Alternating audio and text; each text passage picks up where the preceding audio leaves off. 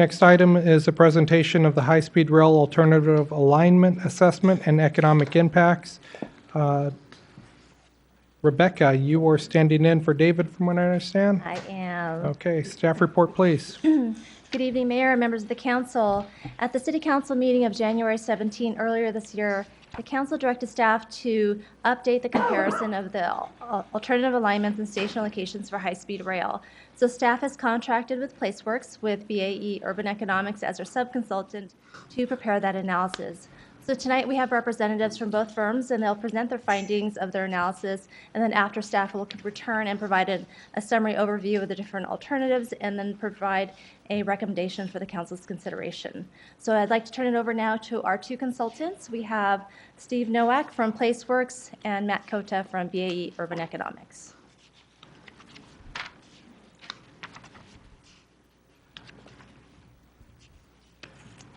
Good evening. My name is Steve Nowak. I'm with PlaceWorks, principal in charge on the comparative environmental and land use analysis. My presentation is fairly brief. The staff report that I reviewed actually provides a little bit more detail, and so I'm happy to go through this, but I think waiting to hear the full staff report, and especially the comparative table at the top, which includes both the conclusions from the BAE and PlaceWorks study, is a really good point for talking points. So with that, I'll go ahead and start my presentation here. PlaceWorks was contracted to do this comparative assessment. We focused on the issues regarding environmental impacts. BAE focused on relocation and economic impacts. We looked at three alternatives. The three are the viaduct to downtown, which would be the elevated structure, an embankment to downtown, which is a combination of both below grade, at grade, and above grade alignment, and then the East Gilroy, which is also an embankment design. We did the PlaceWorks, we do environmental studies all the time. We have expertise throughout the state. We're working on the station area plan in Gilroy. I'm actually working on one of the high-speed rail segments from Palmdale to Burbank as well, working on the community impact assessment project. So this is a map showing the overview. The eastern alignment is shown in red. We did a half-mile radius from the center line of the tracks, and then the blue line shows both the downtown alternatives. We looked at the full gamut of environmental issues that you'll typically see in a CEQA environmental document. The initial study checklist, we went through and did a very high-level comparative analysis here. We did not do any on-the-ground work or detailed analysis. This is really just based kind of on an overview, understanding the environmental impacts in general, and looking at the significance criteria in the threshold document. So we looked at full gamut: land use, growth inducement, community character, relocation impacts, utilities, emergency services, visual and aesthetics, cultural resources, hydrology, air quality, noise and vibration, biological resources, agricultural resources, and transportation. We looked at, in general, when we looked at this, we found that the impacts that affected people were higher for alternatives 1 and 2. You had the difference population of about 37,000 people versus 8,000 people for alternative 3. So wherever you had issues regarding noise impacts or air quality or other impacts that could affect the population, the impacts were higher for those 2 alternatives. And impacts affecting natural resources were higher with alternative 3. It's in a much less densely populated area with larger parcels. However, for alternative 3, we found that natural resource impacts were higher, including agricultural lands and biological resources. And in general, in terms of the conclusion, we found from the environmental standpoint, and again, this differs somewhat from your comparison table at the beginning of your staff report, which combined the 2. But in this case, the alternative 1, the Western Viaduct, had significantly lower number of higher impacts, and compared to alternative 2, and which was because Alternative 2 includes much more disruptions to land use impacts and circulation because it's on the ground, and there would need to be more build-arounds to provide through access through that corridor. So that's really our conclusion at this point. The full conclusion and recommendation is found within your staff report, and I'm happy to answer questions at the end of the full presentation.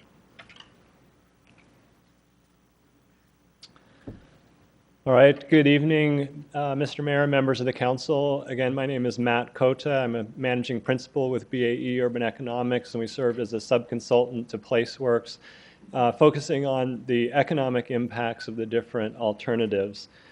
It's a pleasure to be here tonight, and because it's the first time I've appeared before the council, although we've been working with your city for a number of years on the high-speed rail related project, I'll just give you a little bit of an overview of our firm. We're a national real estate and urban economics consulting firm established in 1986. We've served over 2,000 clients over the years and projects from coast to coast. You can see that we have our California offices. We also work out of offices in Washington, D.C. and New York City and do projects throughout the country. Our practice areas, among others, include economic impact analysis, similar to what we've done for this project, but a range of other economic analysis services as well.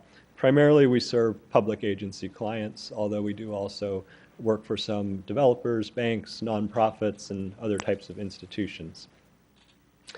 So the approach that we took for this comparative impacts analysis, again, for the same 3 alternatives that you already heard about, the Western-Embankment, Western Viaduct, and the Eastern-Embankment, was to look at impacts on parcels of land from the construction of the project, impacts on businesses on those parcels, recognizing that in some instances the impacts will be different in terms of not necessarily affecting all businesses on parcels that are affected.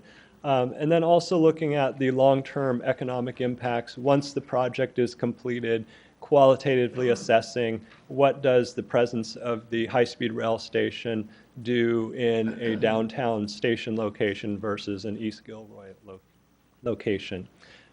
We had a number of data sources that we could utilize to assist with this analysis.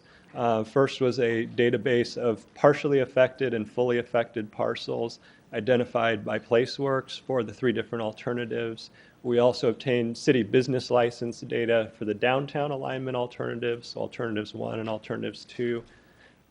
And then finally, our own staff did in-survey surveying in the affected alignment areas, and then also spent a lot of time reviewing aerial imagery to see where buildings were located relative to the various right-of-way areas that would be affected. So with that, let me summarize first the impacts to parcels from the construction project. And what you'll see on this slide, and then also the impacts to businesses for construction, they really fall in line with the types of impacts that Steve mentioned. So lesser impacts with the alternative to East Gilroy because we have fewer parcels in that area, although it should be acknowledged that those parcels are larger in acreage than the downtown parcels. And the moderate density or moderate impact we assign to the viaduct to downtown because it has a narrower right-of-way than the embankment to downtown project would, and therefore fewer parcels would be affected by that construction. And again, although East Gilroy affects fewer parcels, because those are larger, there's some significance there nevertheless. May I ask a question before we leave? Please. So with regard to the negative economic impacts to property during construction, what specifically are we talking about? Are we talking about just a decline in assessed value? What are we looking at specifically? Sure.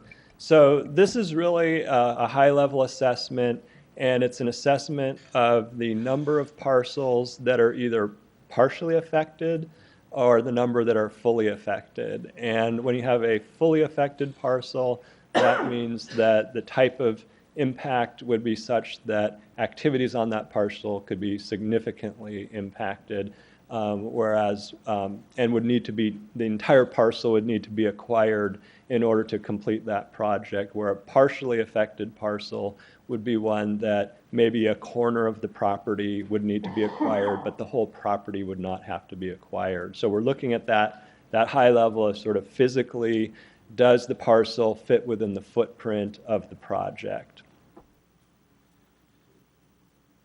Sorry, I have a question.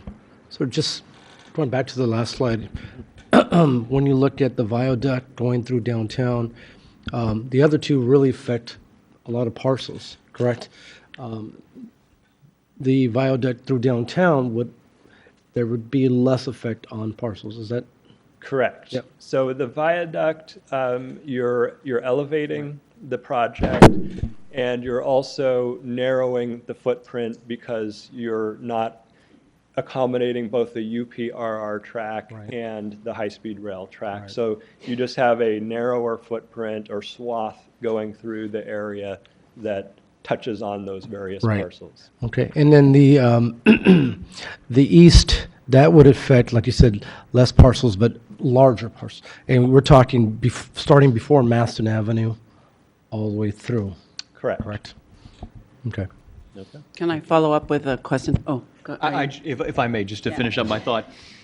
So I understand the part about how parcels might be either partially or wholly affected by the alignment, but as we look to the economic impacts to property, very specifically, are we talking about, again, a decrease in property value? Is that what's estimated? So again, those properties where the parcel would be fully affected would need to be acquired in their entirety by the high-speed rail authority. Those that would be partially affected, only a part would have to be acquired. And at this point, we've not attempted to assign any changes in values or dollar values to the cost of acquiring either full parcels or partial pieces of parcels. But after that acquisition occurs, then the use of those properties that are fully affected would be lost. So in terms of a piece of property no longer being on the tax roll, there's a good chance that you would see a reduction in the assessed value in that area. Okay, thank you. Okay. Excuse me, my question has to be, you went along the corridor. Did you go one block on either side? Right. Steve mentioned So that would include Alexander Street and I don't know what else on this side, but we tried to look in that buffer area that surrounds the rail right-of-way itself and evaluate what was happening in those areas that are affected, but then also adjacent to just understand the context for these actions. okay. So when you add something that kind of looks like a monorail type thing, even though it's not affecting a block in, it does affect the people 2 blocks in because it's so high and it's noise and all the other things that go along with it. Did you take that into account when you were doing the affecting of the property values? No, those types of impacts were meant to be addressed through the other assessments that PlaceWorks had done. Okay, okay. All right. Moving on to the impacts on businesses. Again, similar pattern here with the least impact being identified in the East Gilroy alignment because, again, we have fewer businesses there, although, again, we should expect that some of those are very large operations, agricultural operations primarily. And then with the viaduct in the downtown and the embankment in the downtown, we've got fewer businesses affected on the viaduct option because, again, that smaller footprint of the right-of-way that would go through there. Moving on to the long-term impacts. Here, the pattern's a little bit different. What we saw was that the downtown could actually benefit from the long-term stimulus that occurs from having that station activity in the downtown area, whereas we didn't see the same potential for benefits to existing businesses from going out with the station into the East Gilroy area. In fact, we had some concerns that if you have a station in the East Gilroy area, that could divert some activity away from the downtown area, which might, over the long term, be a detriment to the revitalization. And of course, you wouldn't have the stimulus of all of the passenger activity and so forth in the downtown to help stimulate additional diversification of the types of business activities that do occur within the downtown area. Yes, sir. Did the study, when it looked at the East Gilroy alignment, did it consider the impact or the limitations of the urban growth boundary? So we assume that policy is upheld, but as we all know, there is potential for pressures to make modifications and so forth when there's a view of some sort of economic stimulus or what have you. So we didn't factor in that might be changed in the future, but it's, I think, fair to acknowledge that when there's a big investment or development project in an area, that there can be increased pressures for changes to those types of policies. So your analysis included the urban growth boundary as it presently exists, is that correct? Correct. Okay, thank you. Okay. Just a moment. Councilmember Klecker, I saw your name here. Did you have Yeah. a question? With regard to impacts you were discussing, it seems like you've identified impacts as being real hardcore impacts, loss of the building, either all or partial, property value of the building, et cetera. But I'm wondering about impact relating to loss of business, even though the building itself or the property itself may not be physically impacted by the alignment. I guess I'm talking about loss of business in the general area. Ms. Tucker mentioned that there would be impacts even 2 blocks away in one way or another. And so I'm wondering about, have you considered loss of, such things as loss of business to the individual businesses in the area, even though it may not physically affect the building? Yes, although we did try to do that qualitatively as opposed to trying to put dollar amounts on that. One example of that consideration is the second bullet, where we noted that some remaining parcels in the downtown embankment scenario could have some ongoing impairment to their activities because of the nature of the submerged streets and how that could take away some of the accessibility or visibility of businesses who are located near the rail, because their street frontage would be submerged down below their, say, the level of their front door. So that's an example of a type of ongoing impact that could maybe not necessarily cause the physical relocation of a business, but could cause some loss of business due to that reduced visibility and accessibility. Thank you. Please continue. Okay, that's the end of my slide, so I'll turn it back over to Ms. Tolentino. Thank you.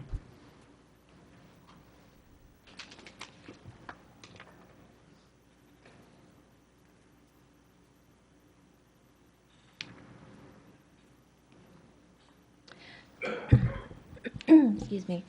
So now the 2 consultants have identified or presented their individual analyses in your staff agenda packet, and on the screen is a table that combines the 2 unweighted findings of both of the analyses. And as you can see, the Western Viaduct was identified as the alternative that has the fewest higher impacts, meaning the fewest impacts that are at high level, and the most lesser impacts, or the impacts that have the lesser level of impact to the community. I just wanted to kind of go over each of the alignments with the council and identify what are the advantages and disadvantages of each of the alignments. Now, starting with the Western Viaduct, the disadvantages are really the same for both Western alignments, and it is, when compared to the Eastern alignment, the Western Viaduct and the Western Embankment both impact a much larger number of properties, potential takings, relocations, dislocations of businesses, as well as subjecting a greater number of residences and businesses to the operational impacts of high-speed rail. And that's strictly, well, not strictly, but largely due to the fact that obviously the western side of Gilroy is much more urbanized and the population is much greater on the west side. In terms of advantages, the Western Viaduct, the advantage that it has over the other two alternatives is that it is a viaduct and the construction impacts, which would be much shorter and less disruptive than the other two alternatives that propose an embankment. Another advantage of the Western Viaduct is the potential for long-term stimulus for a vibrant downtown. Now, some may say that building a station in downtown doesn't guarantee that people will actually shop or dine in downtown. And in responding to that, I'm reminded about something I learned at a workshop where it was a different topic but somewhat relevant, and the question was, how do you encourage people to make healthy choices? And the answer is you make it easy for them. And a very simple example that they used was if you're hosting a party and you want to provide snacks, do you provide cookies or chips, or do you provide them a healthy alternative of healthy fruit? So you make it easy for them to make that healthy choice. And so a similar question could be asked for high-speed rail. How do you encourage high-speed rail riders to visit downtown? And the answer is you make it easy for them. So just to kind of illustrate what I'm trying to say or give an example, let's say if I lived in Hollister and I had a friend visiting from Los Angeles, taking the train, I'm going to pick them up at the Gilroy station. So I drive to the station, park my car, meet my friend. If the station were on the east side and we want to go out to dinner, there's really nowhere for us to go, to walk, to enjoy the area. So we get back in our car and most likely drive back to Hollister.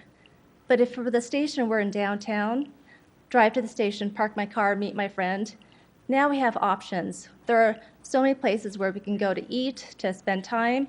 So having a station in downtown where there are restaurants, where there are coffee shops, where there's entertainment, it makes it easy for people to stay in downtown. So the second alignment that I wanted to go over the advantages and disadvantages is the Western Embankment. Very similar to the Western Viaduct, same advantages of an opportunity for long-term stimulus for a vibrant downtown. But this particular alternative also eliminates 10 at-grade crossings with the UP Railroad, 6 of which are in downtown. However, the disadvantages, as you can see by the long list, are immense. Construction which would be much longer for the Western Embankment. It would also create a visual barrier, actually visual and physical barrier, dividing east side and west downtown. Could I ask, the size of that barrier would be, what do we So talk? generally it'd be about 15 to 20 feet tall. Yes. Thank And you. another disadvantage of the embankment through downtown is that there are 10 cross streets that would be affected. 4 north of Leasley, where there would be major reconfigurations of the cross streets, and then 6 within downtown where the streets would be depressed, and so those properties along those cross streets would lose their vehicular access and street frontage or street parking that they currently have.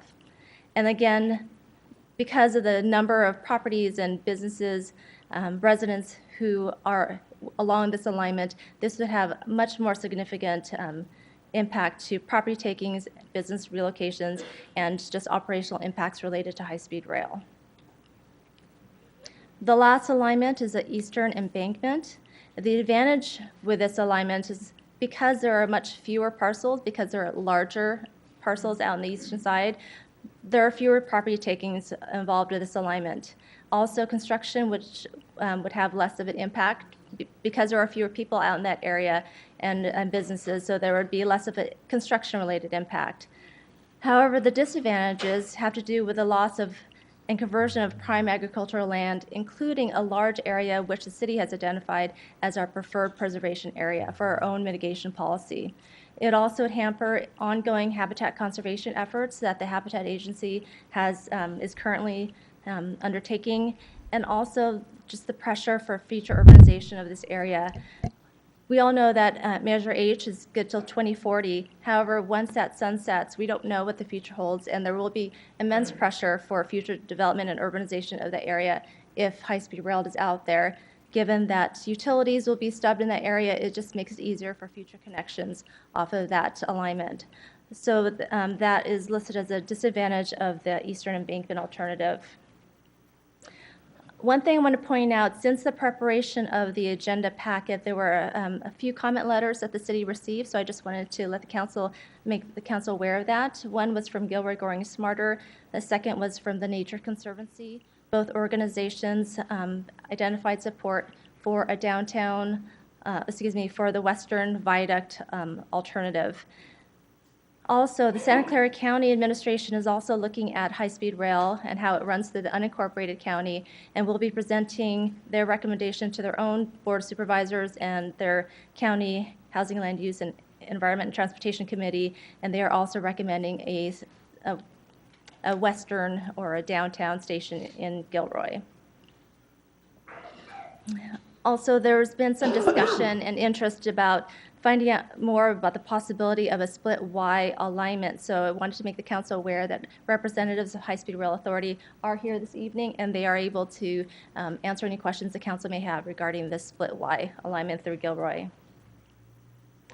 So with that, I just want to kind of present staff's recommendations. So tonight, staff is recommending that the council reaffirm your previous support for the downtown station location rail line, and recommend that the rail lines be constructed on a viaduct, and that the council directs staff to prepare a letter to the High Speed Rail Authority expressing that preference. Rebecca, refresh my memory. I think it was maybe January, February, when the council, I don't know what the right term is, but maybe reaffirmed the Citizen Advisory Committee's recommendation that we, if there was a downtown alignment, that it would be a viaduct and not an embankment. Is that right? I believe that is the case, but I can't say for certain, but I just wanted to make sure I wasn't dreaming this whole thing. I believe that is the case, yes. If, and it's a big if, but if the council were to, if there were to be a high-speed rail through the downtown, that it would be an embankment and not, or excuse me, a viaduct, the viaduct and not an embankment. And so I was just kind of surprised at all the analysis that went into, I guess it was necessary, but I thought it was already the will of the council to kind of take the embankment off the table. So I guess I'm getting a bunch of nods from the council. Okay. Yes, and I think staff just wanted to present a kind of more comprehensive. That's fine. You've set the table. I just that's fine. Okay, thank you. Councilmember Tucker. My question has to do more with, I didn't see any cost evaluation, so you did not get information from High Speed Rail onto what of these each scenarios the cost would be to the city. For example, in just say, I'm just going to throw it out there because I don't really know, but when you say change the street and you have to do some takings on either side and you have to rebuild the sidewalk, the city's going to pay for the rebuilding of the sidewalk, or is High Speed Rail going to pay for those types of costs that we don't know yet? But is there any way to find out from High Speed Rail exactly the cost that they're going to pay for? I don't know if they'll be able to give you a dollar amount, but they can identify whose responsibility it would be to make those. I mean, currently, I understand that it's the mitigating costs. The mitigating costs are to the property owners. I'm talking about to the city itself, such as like sidewalk reconstruction or any of the things that because of the high-speed rail is going to break off in one or other street that we would have to pay for or not. I don't know. Rebecca, Councilmember Tucker, Mayor and Council, we have Ben Tripolsi with High Speed Rail available to answer. I think that question is more specific to High Speed Rail. So, yes. Mayor, with your permission. Thank you, Mr. Gonzalez, Mr. Mayor, council members. Ben Tripolsi, Northern California Regional Director for the High Speed Rail Authority. Councilmember Tucker, the short answer is all of that cost initiated by the development of the project is borne by the High Speed Rail Authority. none of those improvement costs associated with the construction of the project will be borne by the city at all. So you're going on record telling me that you're paying for everything. Everybody, you are my witnesses. I'm paying for everything associated with the development of the project. Right. I love Gilroy, but we can't pay for everything in Gilroy. Okay, no, that's fine. If it's because of the high-speed rail going whichever way it goes, Yes, any subsequent, such as sidewalk repair, upgrades, or whatever that is required. Ongoing maintenance of the facility still is borne by the city for city facilities. But any disruption, any modification associated with the construction of the project is borne by the project. Okay. Okay, so let's push back though a little bit Okay. on this. So, there was one scenario, and I'm not suggesting that this scenario is on the table, but there was one scenario where certain streets would no longer be present and new streets would have to get realigned. The construction of that new street Is borne by the project. is borne by the project. Okay. Yes, sir. Okay. That wasn't relayed to us in the, like, I don't know, when it first came out. I don't know how many, 5-7 years ago. That's not how it was. It's been a while.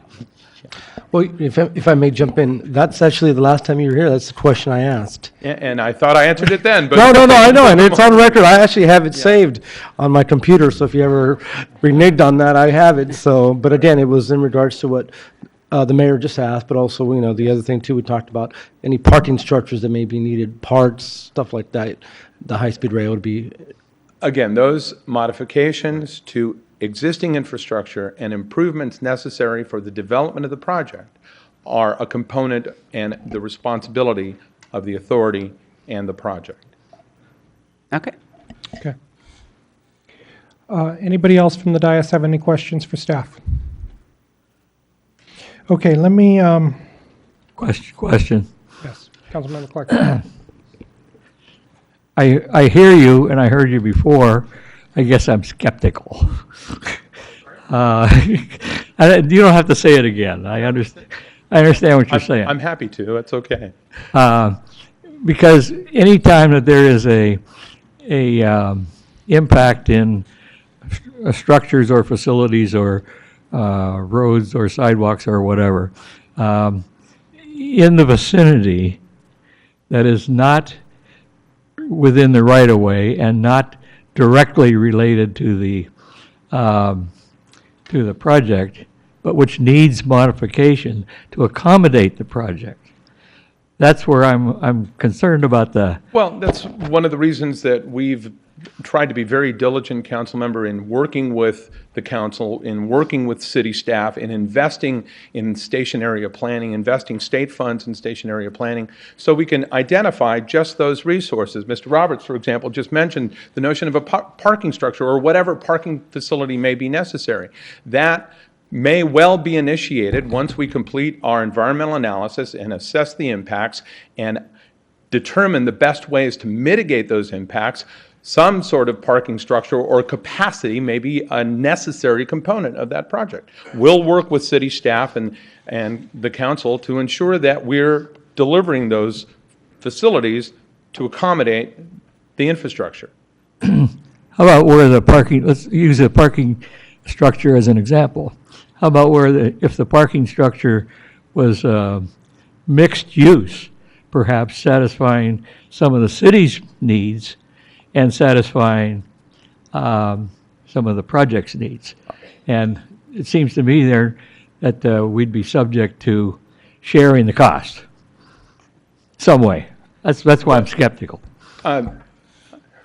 We've established relationships in other communities like Fresno and elsewhere along the alignment, and we will continue to do that.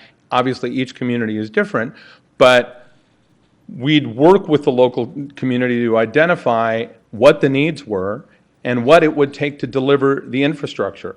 My expectation, standing here today, would be that we would deliver that infrastructure that we've negotiated with the local community within the confines of the development of the project. I may not ask you to pay for it, but I may ask you for some of the parking revenue, depending on what we are able to develop together. So some of it would be a cost to the city if we're sharing revenue. I don't know. I can't answer that today.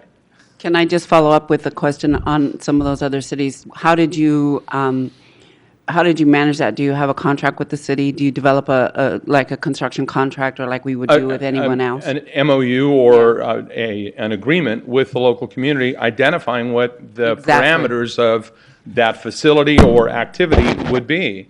Okay. So we expect that sometime down the road, another couple years or something? Yes. Well, any major development we do in this town, let's say with a developer, I would say that in every case, I guess I'd be right, in every case, there comes a point where the question is, okay, who pays for this item? Who pays for that item? And I don't know of a case where the city hasn't paid anything. That's actually a great example, council member. In those instances, when you're working with a developer, in most cases, they have to develop curb, gutter, sidewalk, parking, roadway improvements, in many cases, repaving the roadways that access their development. So there are investments that developer is asked to make as a component of their project. So in the same way, the authority is prepared to make those kinds of investments as we develop our project. Because I remember in the previous meetings, at one point you said that, or somebody said, I don't know if it was you, that you would set up agreements with local agencies, whether it be the water district or whether it be PG&E or presumably with the city. So I guess I'd like to hear you say one more time, you pay everything. And I'll believe you, but I'm skeptical. Everything associated with the development of high-speed rail in this or any of our communities is borne by the authority. I hear you. I'm going to come back to that. Okay, I'll come back and say it again. Yes, sir. Okay, Councilmember Tovar. Thank you. I just want to make sure that you reiterate for those parcels that are affected, my understanding from the last time was that that landowners would be given up to $5,000 to have their own appraisal completed, correct? Yes, the authority provides an appraisal, and if the property owner would like essentially a second opinion, the authority will provide up to $5,000 for another appraisal of their choice. Thank you.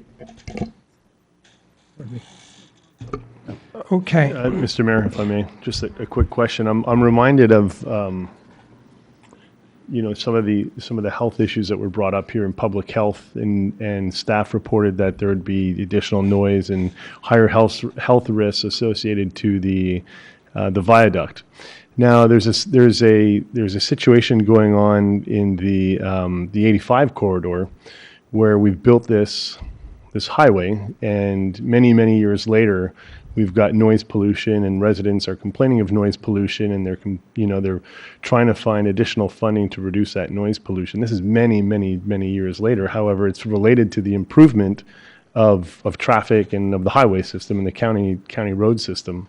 So in a situation like this, where you're agreeing to pay for all of the costs associated to the project that's directly related to the project, but where the health issues or the community doesn't really correlate the project to the health issues, and that only happens many years later, how would you deal with a situation like that? Well, how do you mitigate those problems? Thanks for the question, Councilmember. A couple of things. First of all, from a health standpoint, providing a clean, green, completely electric train system is a vast improvement over the diesel locomotives that run there now. If there was a way that we could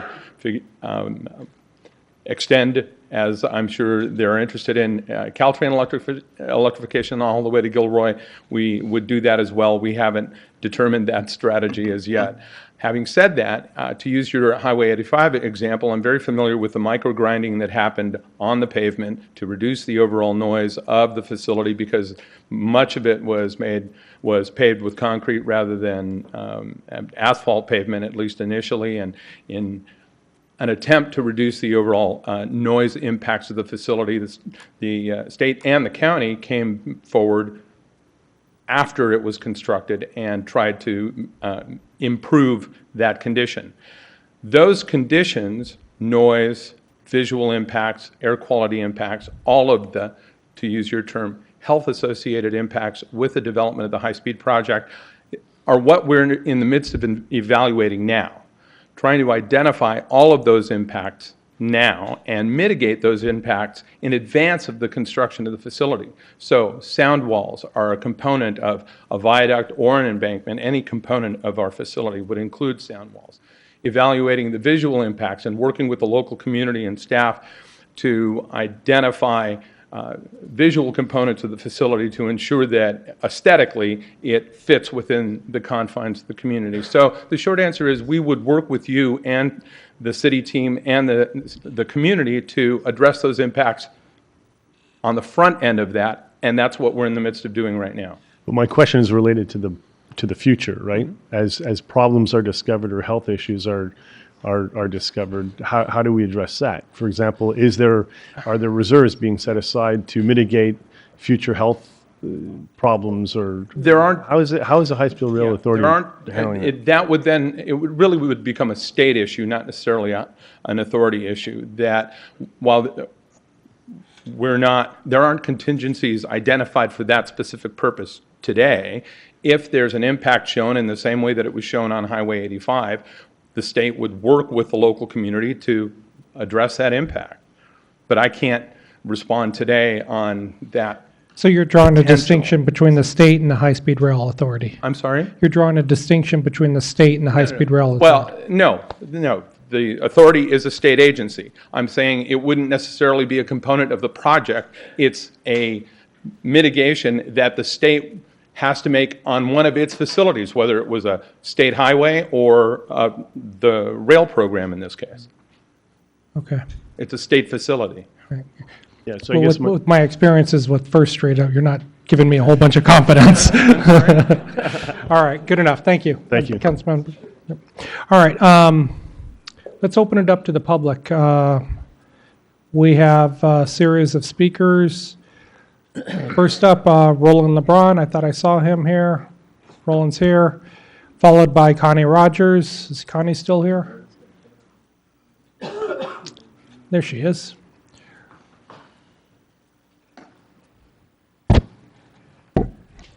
So thank you, Mayor and Council. And as you know, I live in South San Jose, and I'm actually one of the people who is interested in coming down here at night for dinner. You know, getting on the train, Blossom Hill, and being down here, having a good time. I'm going to need you to speak up a little bit. Sorry.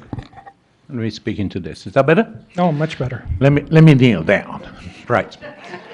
So, as you know, I come from Europe, and the whole point of high-speed rail is to have this absolutely economic boom, which is what you were talking earlier about your budget. You want your property taxes to go up, and you want your sales taxes to go up. And as you know, if you drive a high-speed line right through downtown, everything's going to tank. I mean, to be quite frank with you, if you have a viaduct and there are trains blasting by at 150 miles an hour, you're not going to see me within half a mile of downtown, because I know what it sounds like. I come from Europe. So the question is, how does this work? And the way it works in Europe is very simple. Is that the high-speed lines don't go anywhere near downtown. The only thing that goes anywhere near downtown is the trains that stop. And the question is, how do you do that? And I don't know if you had the opportunity to read the letter I wrote to the county last year and the letter I wrote to you again last night. That basically gives you an example in France, a little station called Poitiers, with an airport. It's a freeway out there on the other side of the airport, and the free line follows the freeway exactly, same alignment, and then somehow these trains end up downtown. So that's the short of it. In other words, none of the alternatives that you've got in front of you are suitable. So how are you going to get around this? And my advice to you is to follow the example that Bakersfield did. It's basically tell the authority, you guys don't know what we're doing, we're going to come up with our own solution. That's called a locally generated alternative, LGA. Basically, you do it yourself. And my advice to you is twofold. First of all, doing it on your own is going to be tough. My advice to you is to get together with Morgan Hill, the county, and the city of San Jose. We've got the same problems in San Jose, okay? So the entire alignment. And the next question is, how do you pay for it? Well, you are doing everything right in downtown by your station. I just saw you blocks of apartments coming up there. I mean, this is just wonderful. What you got down there is known as a priority development area, a PDA. An MTC in San Francisco will provide you grants. It's got nothing to do with the high-speed rail authority to help you out with your effort. San Francisco, so far, I've got $1.7 million from MTC. The VTA just got nearly $500,000 just for Dearden Station. You can go and do the exact same thing, get another $500,000, get going, get your own consultants. I'll be 100% behind you. Thank you so much. Connie Rogers, followed by Janet Espinoza. Good evening, Mayor and council members, friends. For months, there's been controversy swirling around the potential advent of high-speed rail in our community. Many people wish it would not come at all. Others have been hoping for more details about how it will really affect Gilroy, and these details have been lacking until recently. So I want to thank you for requesting the evaluation of the 3 alignment options from the standpoint of land use, environment, economic impacts, which you received at your May 15th meeting. On May 23rd, more than a dozen members of Gilroy Growing Smarter met to consider this complicated issue. After much discussion, we voted nearly unanimously to support the downtown viaduct or aerial alignment. We reached this conclusion primarily from the information contained in the May 15th report that you have. This alternative best supports the objectives of Measure H, that is, preserving farmland and stimulating economic activity downtown. We felt it was important to take the long-term view, knowing that the construction period would be difficult, but that the expected result would generate increased demand for office space, retail uses, and housing within walking distance of the station. We felt strongly that the viaduct alternative would be the least disruptive and the most beneficial choice. Is this choice perfect? Of course not. Nothing in life is without trade-offs, but the downtown viaduct option has the potential of bringing not just passengers, but additional businesses to Gilroy. We are fortunate to be chosen as one of the 9 station locations. Please vote in favor of the downtown viaduct alignment. We ask also that you get involved in the implementation measures to protect our community. This would include mitigation of construction impacts, perhaps soundproofing on the windows of everybody downtown, and compensation for properties affected and many other issues. So we know that you are concerned about the impact on local residents, so this is what you can best do to help them. Thank you sincerely from speaking on behalf of Citizens for Balanced Growth, or Gilroy Growing Smarter. Thank you, Connie. Janet Espinoza, followed by Gary Walton, followed by Mark Turner. Good evening, Council and Mayor. You were elected to support and advance the living environment of Gilroy, a city and surrounding area that is beautiful and has great potential. As you deal with current issues, I hope that you will spend even more time envisioning the future. I love to travel, and I've seen villages and towns that are unique and inviting while being surrounded by green fields and mountains and hills. I love to bike and use public transportation, which have allowed me to experience possibilities, as well as see other communities that have greatly changed their main street and their downtown areas. I love to walk on tree-lined streets and past small stores and businesses, and after the exercise to enjoy coffee or ice cream or even a meal at a local restaurant or cafe.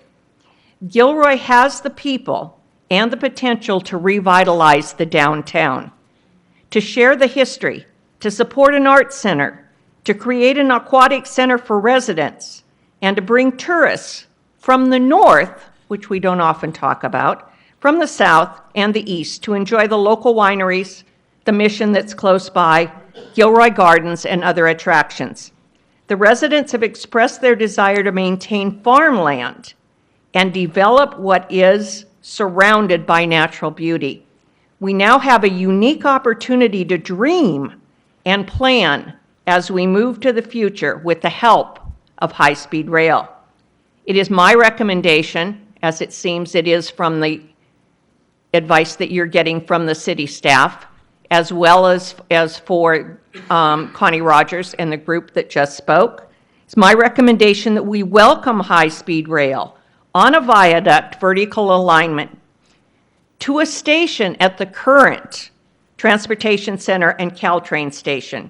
We should envision plans that develop the surrounding area with retail, business, recreation, and residential uses that are not only inviting to those that are coming to experience our area, but to the current residents.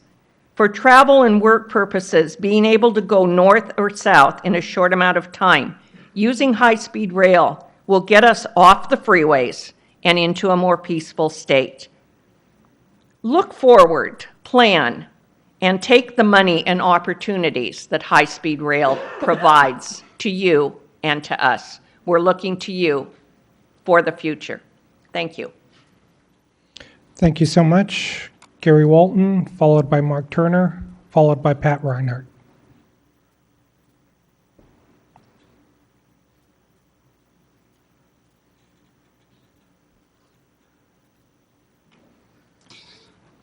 Thank you, Mayor, members of City Council. I'm here representing the Gilroy Downtown Association. Before I left for vacation, I was out of the country for a couple weeks. I had a straw poll done, and I didn't get all the results back from everybody, but yesterday and today I got a hold of everybody. And basically, it was unanimous that nobody wanted it to come through downtown. They were split on whether or not the east side or a third alternative, which we never were given. I think I agree with the first speaker that there are other alternatives other than the two that we were given. And I don't think that it's fair to the community to only give us the two, it's either or, when I think could be a third or fourth alternative. And I think the gentleman mentioned in France, they run their freeways adjacent to the freeway, not through the center, but adjacent to it. It's already pre-impacted. So, and that, as far as I can tell, even at the meetings I went to, was not considered. They looked at the center of the freeway, but they never looked at adjacent to it. The chamber basically, I think you have a letter that they gave you. It wasn't in the packet, but they didn't feel that there was enough information to really make a decision. And this whole process has been very piecemeal, where we really haven't gotten all of the information that we need to really draw a conclusion.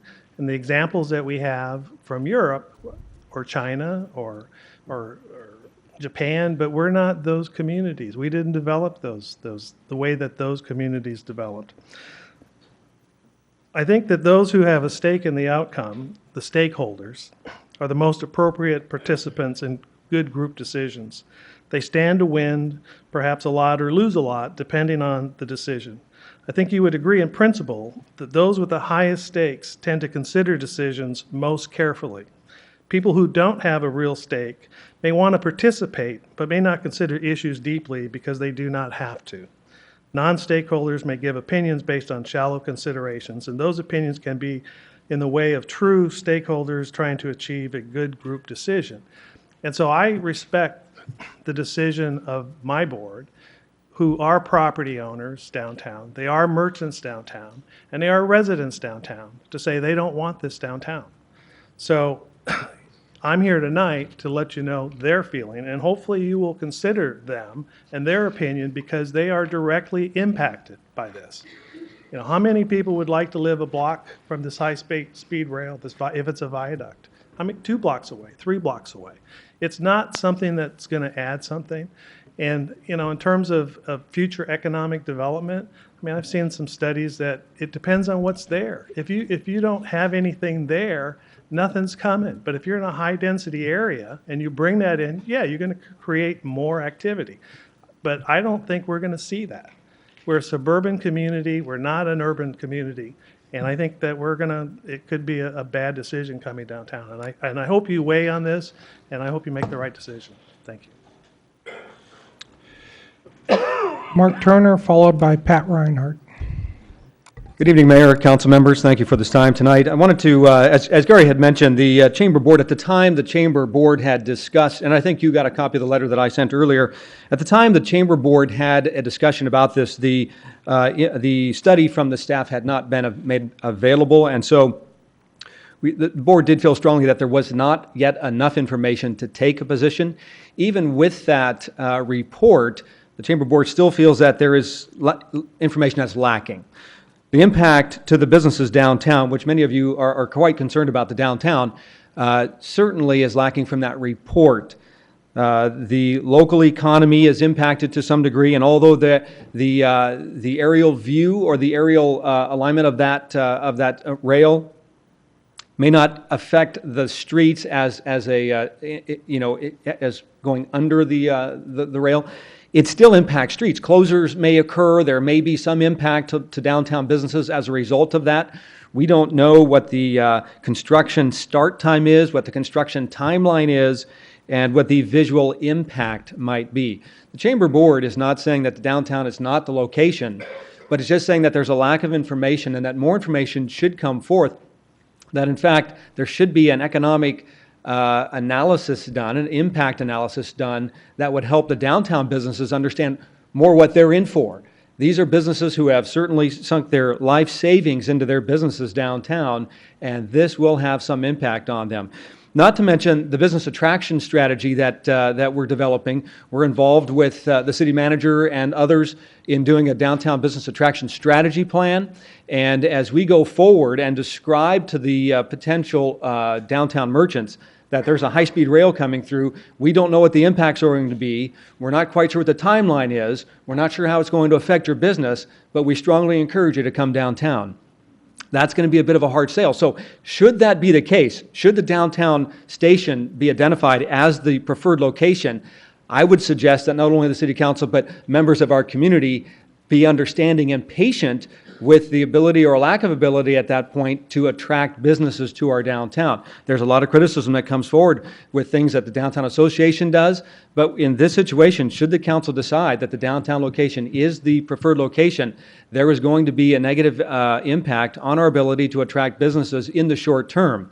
As Ms. Rogers said, long term, this might actually be the thing to do, but we just don't believe that there's enough information available right now to make that decision.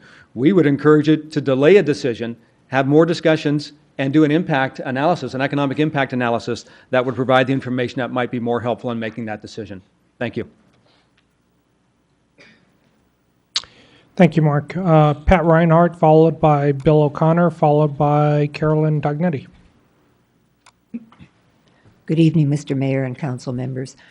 I bring far less expertise to this opinion than anybody who has spoken before. I've lived in Gilroy almost 2 years. But one reason when I had to move from the Central Valley that I chose Gilroy was because it's still an agricultural community. And given that interest, I certainly would never want to see the eastern option developed. I think it would be an extreme risk not only to agricultural land, but to extensive development where it would not be beneficial ultimately to the city.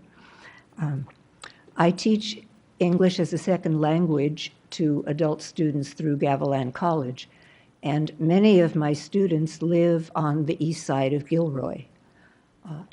Any of them with whom we've spoken about this issue are hoping for the downtown viaduct. They're desperately scared of the idea of the embankment, but that doesn't seem to be going anywhere. They are anxious to have something new, something better near them, and they see that it would bring people into the downtown area. Certainly not perhaps during the construction, we all see that, but in a long-term view, there is definitely, again, it's a limited number of people that I meet, but a lot of them live on the east side, and they definitely favor the downtown viaduct. Thank you very much. Thank you.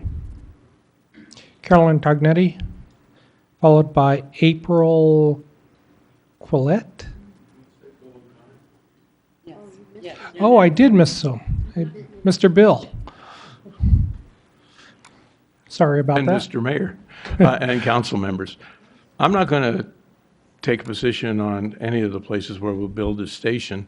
I do want to go with the people who were talking about taking the longer term view. It's no doubt that there's going to be significant negative impact in getting the station, the rail line and the stations built. And people are going to be extremely inconvenienced. But after there's a station, there's going to be a reaction, okay? It's either going to be, what's going to happen downtown, if that's where you build the station, or what's going to happen out on the east side if you build the station out there. There will be development. After anything of this size goes in, there will be development. So I would encourage, before you make a decision, is to look out 5 or 10 years after you've got a station built and a railroad running by. What's this city going to look like if the station's downtown? What will have changed? Or if you build it out in the country, what's going to have changed? And when you start trying to picture that, ask yourself, which would you prefer as a citizen of Gilroy? Thank you. Okay, so we got Bill. Now we're back to Carolyn, followed by April. Good evening, Council, Mr. Mayor.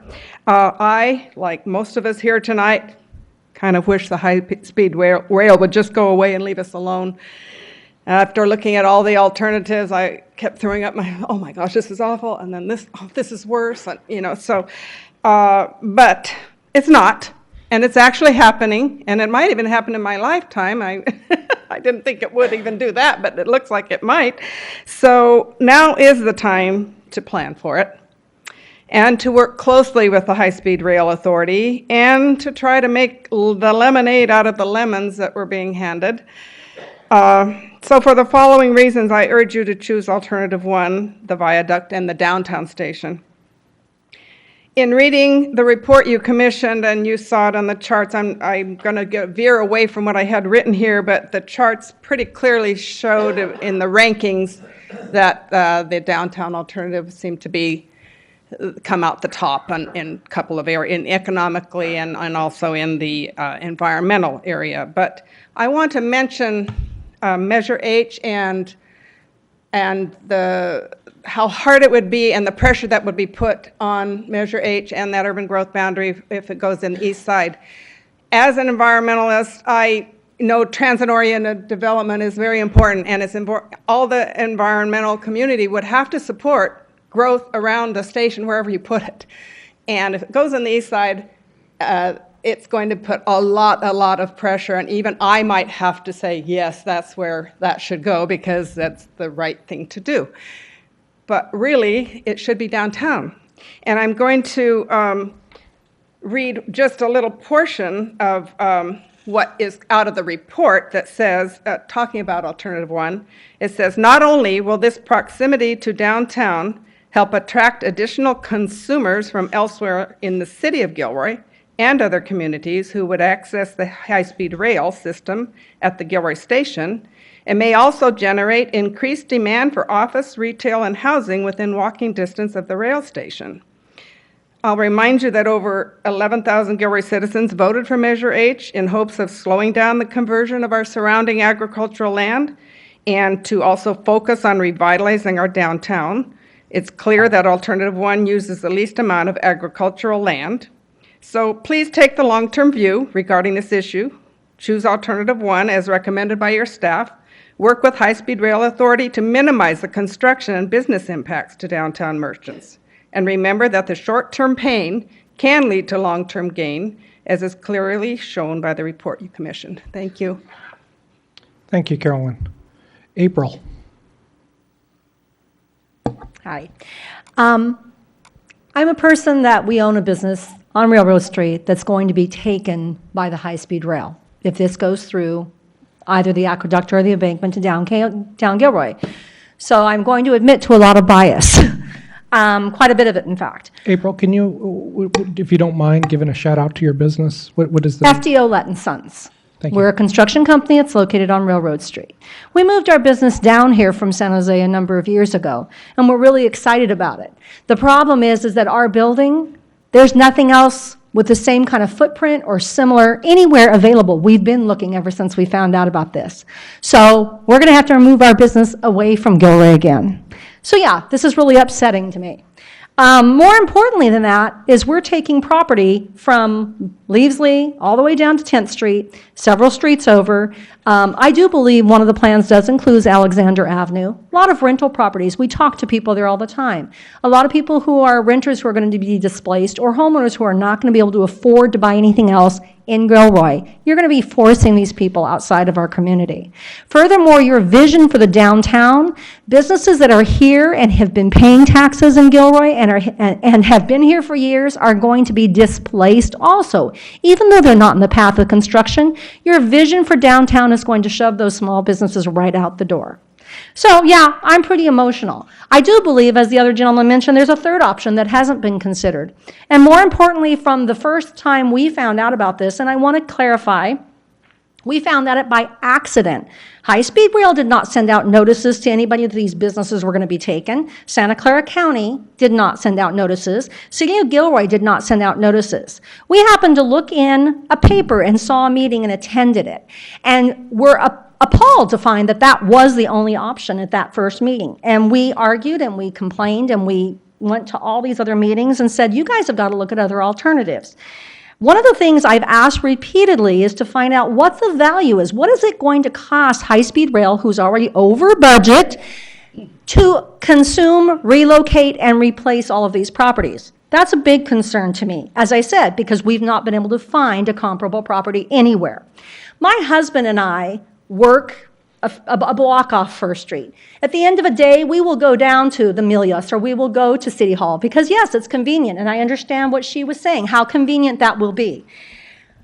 I don't think that Gilroy is going to be a weekend destination for people coming from the Central Valley. I don't, when they can go to San Francisco or LA. Oh, but wait a minute, the train's not going to San Francisco or LA for at least 7 to 8 more years, if even then. So my concerns are, and by the way, all of the things you've been promised tonight, make sure you get them in writing, not just his word. But the point I'm trying to say is it's going to bring crime. People who are using it as commuters are going to park for 12 hours at a time in a garage, and thieves are going to know that. Those are the things I think you guys need to be really looking at and considering. Thank you. Thank you, April, for being here. Terrence Fugazi, followed by Steve Ashford. And Shauna, is that all the cards we have? Okay. Evening, Mayor, Council. Just hearing about this, it really seems to me there's a lot of information that still needs to be dug up here to really, I think, make a really considered decision. In some of the meetings that I've come to here and the things I've read, obviously in the papers, everything, we're all wanting to have this downtown area. We're doing a lot of work to build up downtown, a lot of effort going into it.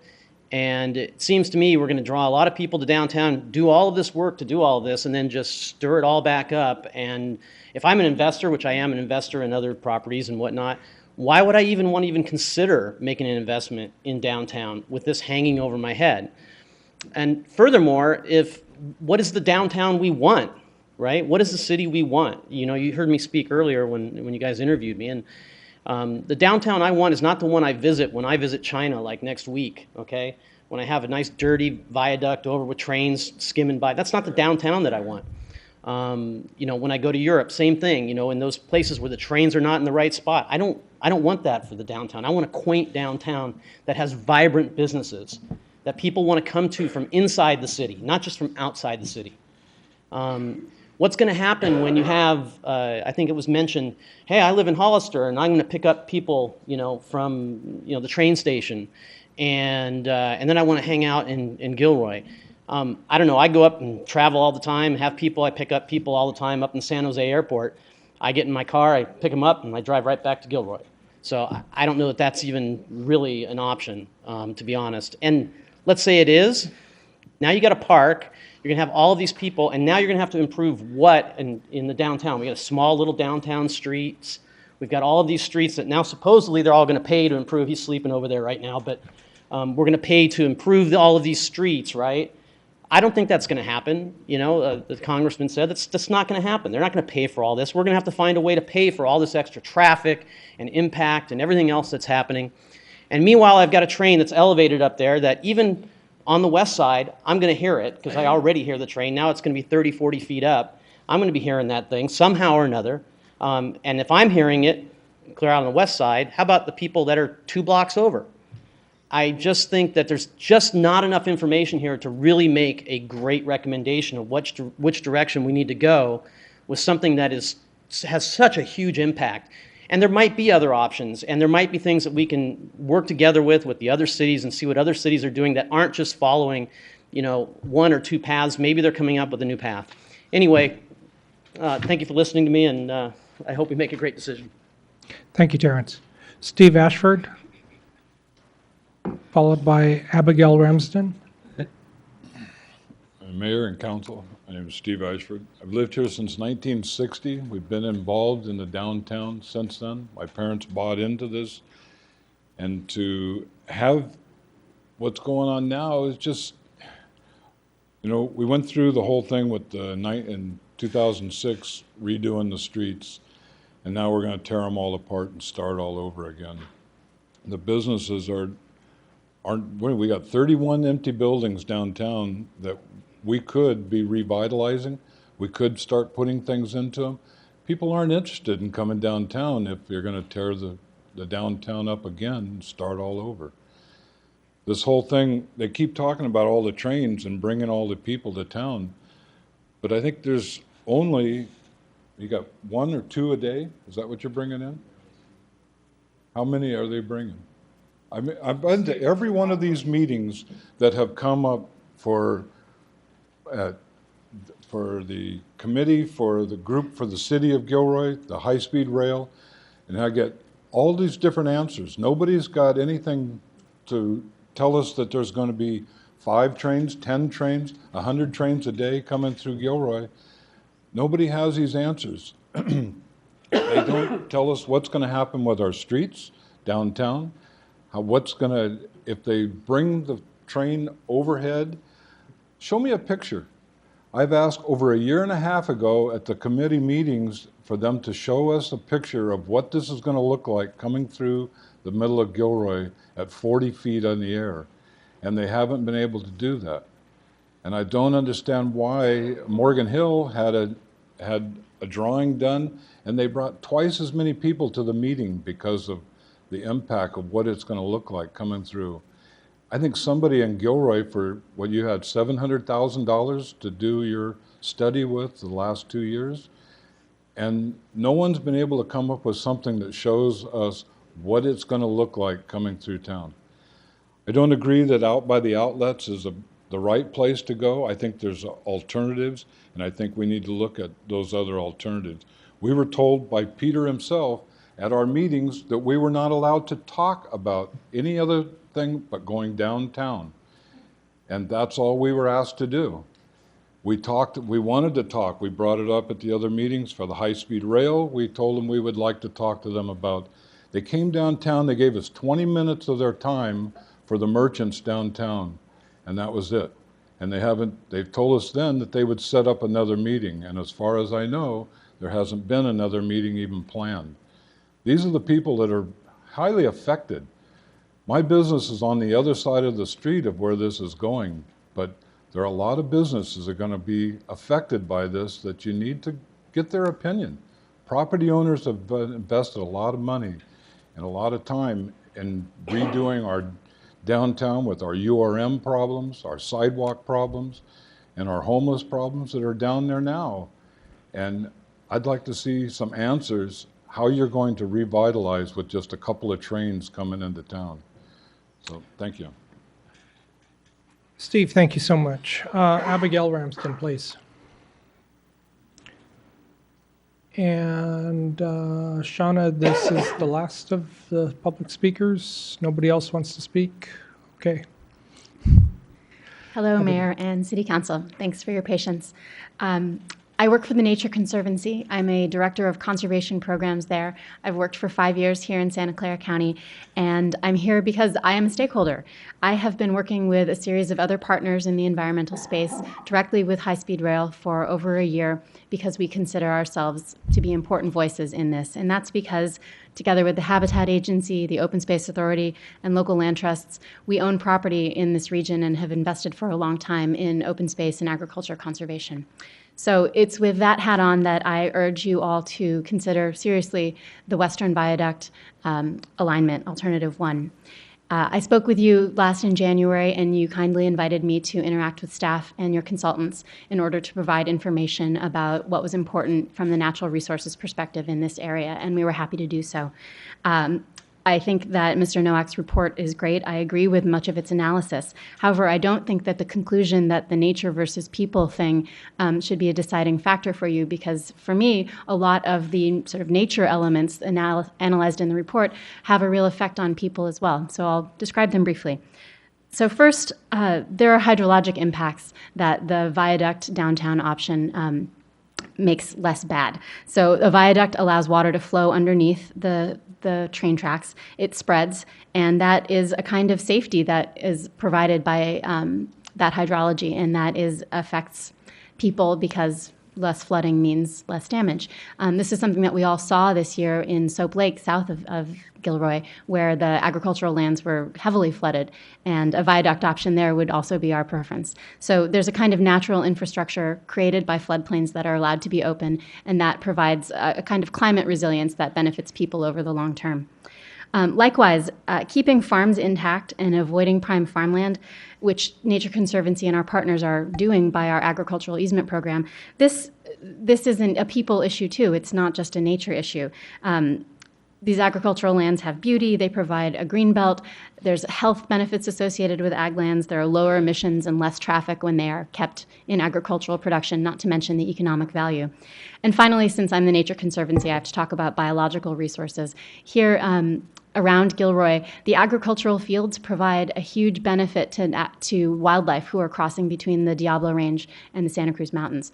They go across the ag fields. There is an overlap here of both nature and people, of agriculture and biology. So I urge you to vote in favor of Alternative 1. I think it will be the best result for your community and for your nature. Thank you, Abigail, for being here. Okay, I think that is it for public speakers. Turn to the agenda. Let me turn it back over to council for discussion and any questions for staff. We also have Ben here to, Ben, are you available to answer any questions? For any questions? So council, who wants to start off? Can we start off by asking Ben about the idea of the alternative along the highway, which I had never heard of until the speaker mentioned it. Council members, there were a series of alternatives that were looked at as a component of the program-level environmental clearance that first evaluated the feasibility of high-speed rail from San Francisco all the way to Los Angeles. And there were multiple alternatives along 101 that were looked at the possibility of even a station over 101, and both access,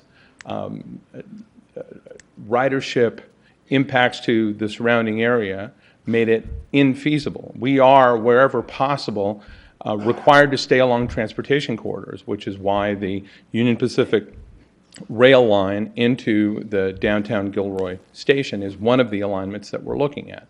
We, for the purposes of environmental clearance, which we're in the midst of, and I would just add that many of the mitigation elements that have been raised tonight by speakers and by the council are part of what's being evaluated through the environmental process. So as we go over the course of the next year through the environmental process, complete that evaluation, we'll have a better understanding of the exact air quality impacts. We will be required to establish a construction impact mitigation plan to address the impacts to local businesses that identifies construction hours and the kinds of equipment that's utilized and the like. So to your original point, we've evaluated multiple alternatives that have included 101. The alternatives that are being evaluated in the document that you have before you are those that survived that initial review.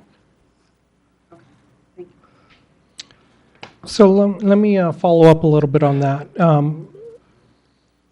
With regards to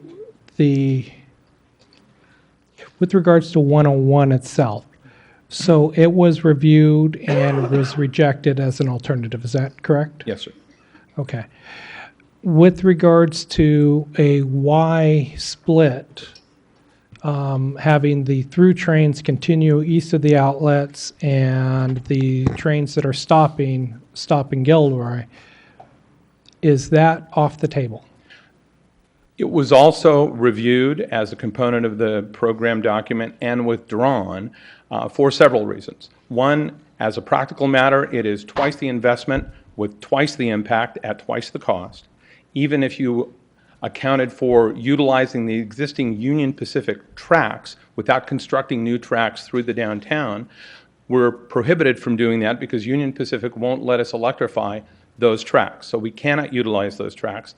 And if we were, we would still need to construct an exit to the east from those tracks to get into the Pacheco Pass. Those UP tracks head south to Salinas to connect to the rest of UP's system. So the Y option that's been discussed was reviewed and eliminated for those reasons. Was it reviewed and eliminated for environmental reasons? Well, certainly, as some folks have described this evening, going through the ag land to the east has significant environmental impacts, not just on the ag land, but also in the Soap Lake floodplain and as the alignment curves to the east through Pacheco. But was it rejected for those reasons? It wasn't taken through a complete environmental review process. It was preliminarily analyzed and eliminated for the reasons that I described. It wasn't carried through as the current alignments are being carried through the entire environmental review process. Okay, so if it was reviewed and analyzed and those environmental issues were identified, then by default, wouldn't the east alignment alone be reviewed and analyzed and rejected? I mean, it seems like we're given a choice right now between downtown or east of the outlets, but east of the outlets has so many reasons to oppose it, council, so what you're really faced with is downtown. The Y, trying to separate them, the Y option was analyzed, and the operational impacts of the Y made it infeasible. But you had also said that under the Y alignment, that it was reviewed and analyzed for the environmental stuff that you had mentioned. Right. And if that's the case, if that's off the table for those environmental reasons, it seems like the east alignment would also be off the table. The east alignment in and of itself is not infeasible. The east alignment now is being environmentally analyzed and compared to the downtown alternative. Those two alternatives are going to be weighed based on their impacts and opportunities, ease of construction, property impacts, air quality impacts, all of the associated impacts with each alignment, and they'll be compared to one another. Okay. What about the possibility of, some of the speakers had talked about another option, which is looking at other alternatives. Now, what those alternatives may or may not be, I don't know. One alternative that's been floated out there is west of, let me turn to the council so you guys could visualize this, west of 101 at 10th Street, right? So you have the old WTI shipping trucks and stuff like that, that intersection there. So you would run almost parallel to 101 heading from south to north. Is that a possibility? Is it too late to offer that as something for high-speed rail to consider? Just so I understand, Mr. Mayor, are you suggesting having a station, a separate station location there? No. Let me speak to the station. I'm getting more and more convinced that we do need a station downtown. I'm not yet entirely convinced that we need to run high-speed rail through the downtown. That's why I keep going back to this Y alignment as a possibility. If there's another way to bring high-speed rail into Gilroy, but within the city limits and not disturbing our urban growth boundary, then I'm certainly open to that. We would still have the downtown station, because keep in mind, everybody talks about economic benefit. If a train is running through Gilroy without stopping, there is no economic benefit. And to address Mr. Ashford's specific comment, there will be more than just 2 trains that stop in Gilroy. I will confirm the numbers with our operations team, but in general at peak it's 12 trains per hour per direction. Half of those would certainly stop in Gilroy. But let me confirm those numbers and I can get that No, back. and that's fine. I mean, I think last time you were here, you had also mentioned, memory recalls similar numbers, so I'm sure you're probably pretty close. But again, if a train doesn't stop in Gilroy, there is no economic benefit. So we're really counting on those trains that are stopping. So to that end, I'm trying to figure out a way to move the tracks from the current downtown alignment, move it east just a bit, but still west of 101. But again, just so I understand your point, you would have to move the station. You're talking about moving the station. Would we have to move the station? There'd be no other way to get to a station. Well, if the train stops and we well, how do other jurisdictions? We have Roland LeBron here from Europe talking about. The point of the statewide system is, as it's oriented through all of our statewide stations, is point-to-point, downtown to downtown travel to connect city center to city center. The Y alignments in general are oriented in Europe and elsewhere around much denser populations, much larger downtowns, and importantly, facilities where existing rail lines operate to make those connections, which makes a run through a high-speed station at the outskirts of Paris or another very dense city make more sense than trying to run that facility through the downtown. But there are existing rail lines that make that connection. Even in this case, as I suggested, if we were to utilize the the UPRR alignment, UP won't let us electrify the line to make that connection into downtown, simply minimizing, let's say, the impacts to the downtown station. In either case, you'd have to construct an exit for those trains out of downtown, and you'd have, again, twice the infrastructure with twice the impacts and twice the cost. Okay, I think I'll revisit this topic in a little bit. Let me switch gears a little bit. How long of a construction period are we talking about? Roughly 3 years, yeah. 3 years of disruption to the potential downtown area, is that? 3 years of construction. It wouldn't be all at one location. Obviously, the goal is to move through as quickly as possible. And as I mentioned, with each location, with each community, we have to establish a construction impact mitigation plan. That plan lays out a schedule for construction, hours of construction, the kinds of equipment, and we're using Tier 4, the cleanest equipment possible on construction sites. If a viaduct were pursued, most of those viaduct sections are constructed off-site. They're precast sections that are constructed elsewhere, brought in, and put together to minimize the impacts on laydown areas around a specific construction site, but all those would be worked out with the local community. Well, I mean, I could certainly appreciate that. Hours of operation and all those impacts and stuff, all that has to get fleshed out. But the reality is, to the small business owner downtown, there's an impact. Sure. And in general, our approach has been, Mr. Mayor, in every community, and certainly in downtowns, whether it's San Jose or Gilroy or any community that we're passing through, that our approach in working with the local community, developing those construction impact mitigation plans, is to ensure that downtown remains open for business, that customers have an opportunity to access those businesses, that parking facilities are accommodated to ensure that people have some place to park. I think I've said on a couple of occasions that I still plan on going to Odie's when we're under construction, and those businesses need to remain vital and active and have access, and we want to work with the local community to ensure that that still happens. Okay, I've monopolized enough time. Let me turn it back over to the council.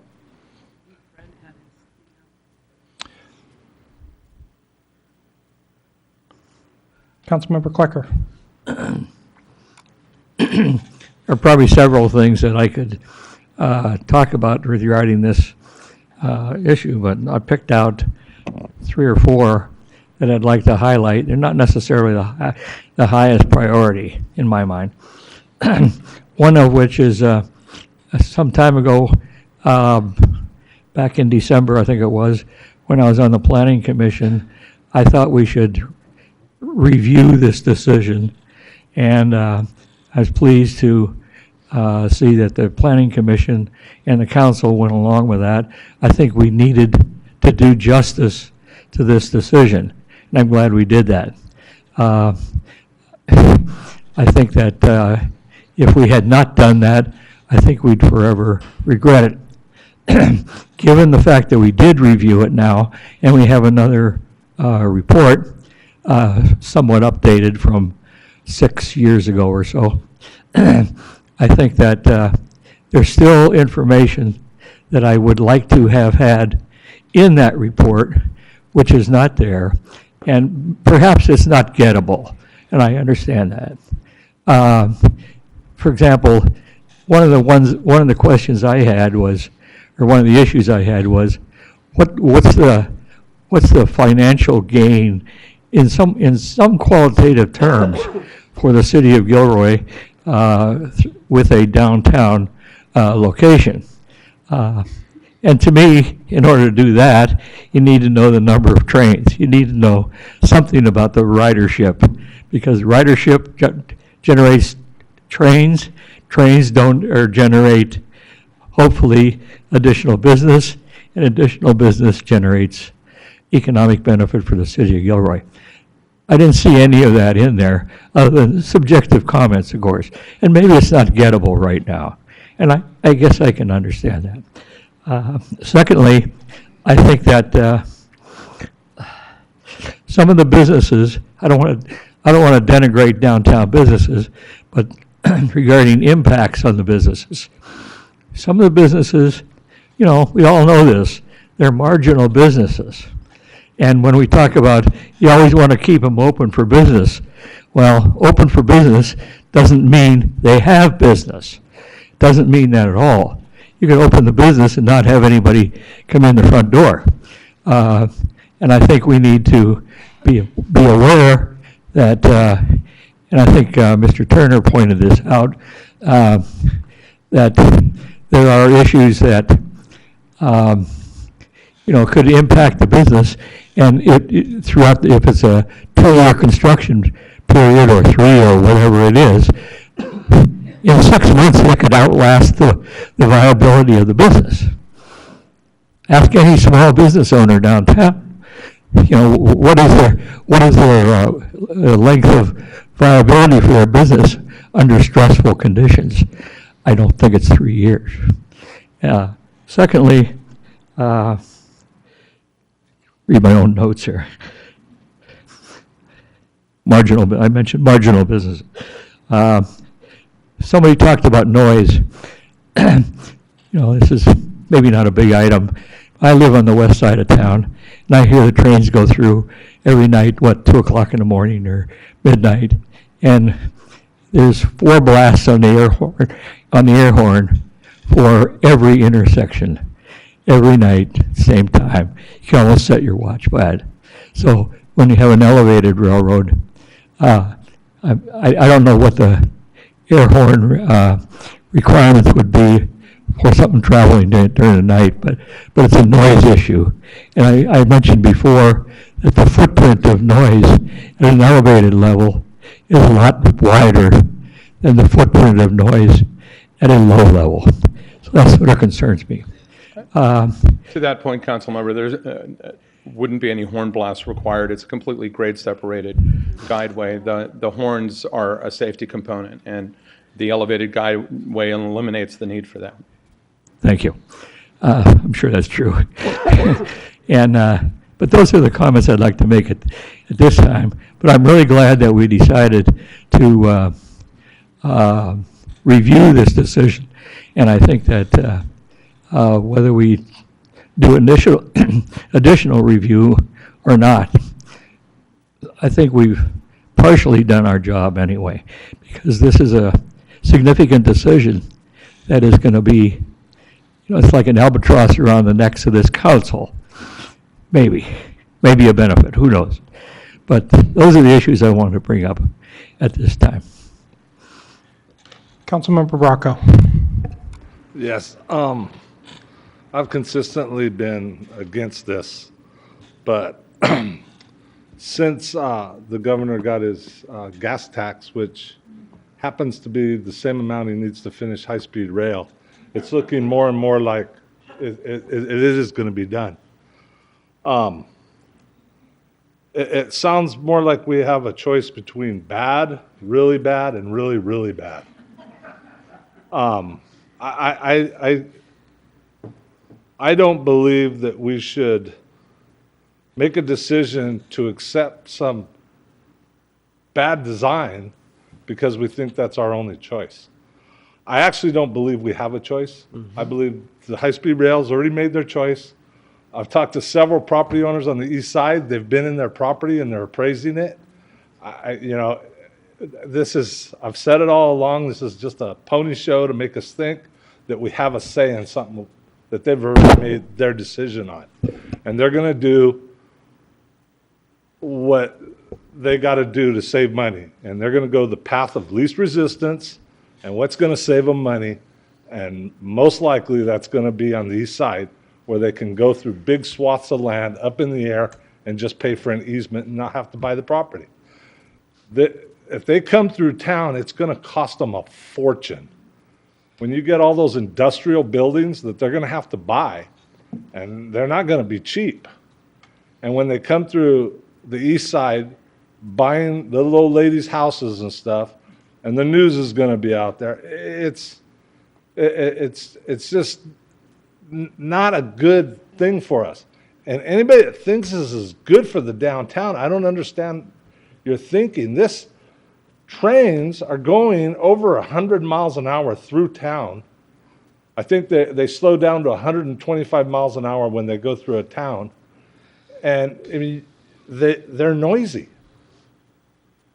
And who's going to want to sit out on Monterey Street and hear this thing screeching by? And one of the reports was every 10 minutes, because you have one going one way and one going the other way every 10 minutes. So I'm not going to decide on any of them, because I don't think any of these three are any good.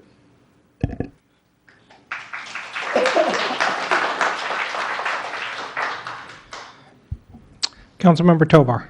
Well, Councilmember Brocco, if I may, and this is not to put you on the spot, but I agree. I mean, I think all these three choices are bad, but knowing what you're saying is that eventually it's going to happen, and the high-speed rail will decide, but I think it's important for us to stand our ground, pick which one we think is, I wouldn't say the right one, but pick one that we're going to sort of fall behind and say, let's work with them on this here. To say that, I don't want to pick any of them, we have to pick one. And again, I think we owe it to the citizens to say, this is what we believe in.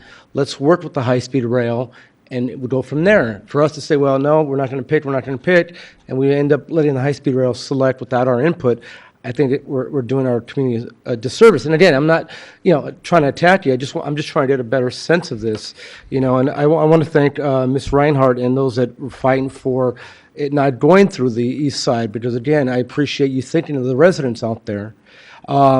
Somebody who's grew up right next to the train tracks, and I still have family that lives next to the train tracks, we hear it every day, and we've gotten used to it. It's not as bad as, as those that may not live close to them, because we live right next to them, and I've heard it for many, many years. And also for those that say that it doesn't bring business, I've been living on the train for 16 years, taking the train daily, and I've stopped at cities where I see that people are out there buying, shopping, so I think that's going to happen. It will happen here in Gilroy. The question I have is mentioned about the downtown business. They mentioned there's 31 empty businesses currently. I don't know who can answer this, but has that changed over the years? Because I'm the guy that gets off the train at 7, goes downtown, and half the businesses are closed. So to say, if these businesses stay open, I don't see that. And to say that people aren't going to come downtown, businesses aren't going to come downtown. Councilmember Tovar, do you have a question for staff? Yeah, my question is, of those 31 empty businesses, how long has... Rebecca or Sue, whoever could answer a business-related question? It's 18, Unfortunately, I know that number changes because we have businesses that go in and out, and I don't have the exact numbers for you at this moment. Okay. No, it's okay. I'm just trying to get a sense. And then some of the other comments I mentioned was that it was unanimous. I think Mr. Walton said it was unanimous. I don't know if he was talking about the GDVA committee or if he was talking to all the downtown businesses, because I spent a lot of time downtown, and there are new businesses that are popping up and that are in favor of it going through downtown. So again, what I'm trying to say is, I think we need to make a decision here, because again, I don't agree with any of them either. But I think as a city council, we need to look at the options and say which one is best suited for our city. And for me, that's the downtown viaduct. That's where I would go with. That's it. Thank you. Thank you. Councilmember Leroy Munoz. Thank you, Mr. Mayor. Well, stop me if you've heard this one, but I'm not a big fan of any of the three options either. Looking at the decision that or rather the fact that we have to make a decision, and something you mentioned earlier, Mr. Mayor, kind of intrigued me a little bit, and that's looking at different alignments that are not currently proposed to us. So yes, Mr. Tovar, I agree with you. I think we do need to make a decision. But I don't necessarily want to be forced into choosing among three bad decisions. So with that, I mean, I'm really interested in learning more about what might be called a highway alignment, so maybe something closer to the pre-impacted area along 101, and maybe looking at something that might be further east of the existing site right now, but not as far as the outlets themselves. Thank you for your comments. Let me, anybody else from the council want to speak on this item? Ben, there you are. I had a couple of questions. I've already talked to you or asked about the construction period. You think it's approximately 3 years. I'm trying to visualize a line through downtown, left and right of the alignment. How much space, I guess, or how much feet are you going to need left and right of the alignment? John, do we have, are we 60? Yeah, the corridor itself will be roughly 60 feet. On each side? No, 30 and 30? The width of the corridor will be 60 feet. Total width? 30? Yes, total width. And then at the station, arriving at the station, and using the viaduct alternative as an example, arriving at the station, the 2 tracks would become 4 tracks at the station. Okay. And now for purposes of the EIR, what kind of width are you looking at? In other words, you're not just looking at the 60 feet. For purposes of the EIR, what's the footprint usually, John? The entire length? So roughly, the footprint for environmental review would be the 60 feet plus another 50 for those areas where we'd need temporary construction access. Okay, But so- the ultimate corridor itself would be 60 feet. So you're looking at 110 feet for purposes of the EIR. Yes. Okay. And would that 110 feet, is that what you are considering when it comes to the taking of potential? Obviously, you only need the 60 feet. Right. And the goal is to minimize acquisition in either alignment, either the east or the west alignments. And to Councilmember Bracco's question, we can't get to, I'm not sure where his information is coming from, but we can't get to acquisition or even appraisal until our environmental review is done. And we are nowhere near that. So if folks are talking about appraisals and acquisitions, those aren't authority-driven appraisals. We cannot acquire any properties until the environmental process is completed. So for the purposes of actual acquisition would be that 60-foot envelope. Okay. And then speaking of the environmental work, you're still scheduled to go in August, is that right? Actually, thank you for raising that, Mr. Mayor. I was going to close with that if I had an opportunity, is that because of a whole host of activities that are underway as a component of the environmental review, and we're partnered with the Federal Railroad Administration, as you know, the Army Corps of Engineers, the EPA, among others, other partner agencies. In order to work with the local communities more effectively, we're working on revising that schedule, so we're moving that August timeframe. We expect to have a revised schedule in the next few weeks, but we will have more time to evaluate the existing alternatives, to work with the local communities and our partner agencies, give them more time to more fully evaluate the environmental document going forward. But we are coming out with a revised schedule, so that August date, to your question, is moving. Is obviously being pushed back. Pushed back. That, yeah, and so- it'll be tomorrow. We're moving further out. So August, September, October. Are we, I mean, can you give us a hint at, I mean, are we thinking January or are we thinking before the end of the year? Our hope is before the end of the year, but again, I will have a more accurate schedule in a few weeks. And then when you find that out, of course, you'll let our city Absolutely. staff know? Yes, Okay. sir. Okay, so getting back to my original question and some of the concerns that I've heard up here on the dais, is there still an opportunity for the council to either propose an alternative route or to ask staff to work with the authority in identifying other alternatives that could potentially be evaluated in that EIR? Mr. Mayor, we have been and continue to be interested in working with staff and the council on ensuring that we're delivering the best solution for the city of Gilroy, as we are with all our communities. As Mr. LeBrun pointed out earlier, we have worked with local communities, in that particular case, the city of Bakersfield, on a locally generated alternative to address how their downtown station, or where, more appropriately, their downtown station will be located. Certainly willing to work with staff to talk to the council further about what other possibilities there are in terms of modifying the alternatives that we're looking at currently.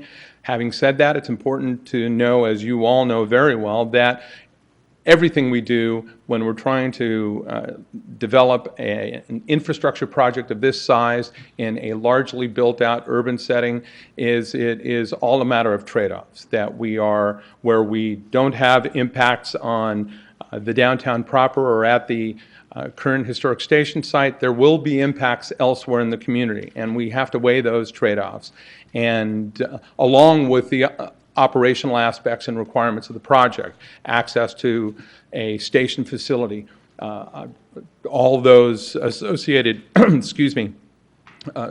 associated services to accommodate a downtown station location or a station location. So we'd have to weigh those, but we're certainly willing to have a conversation about what other possibilities out there. At the same time, as I mentioned, and we'd be happy to go through those in a little greater detail, we have looked at other alternatives through Gilroy that got us to the two that we're looking at currently. I just don't want to have this conversation or have you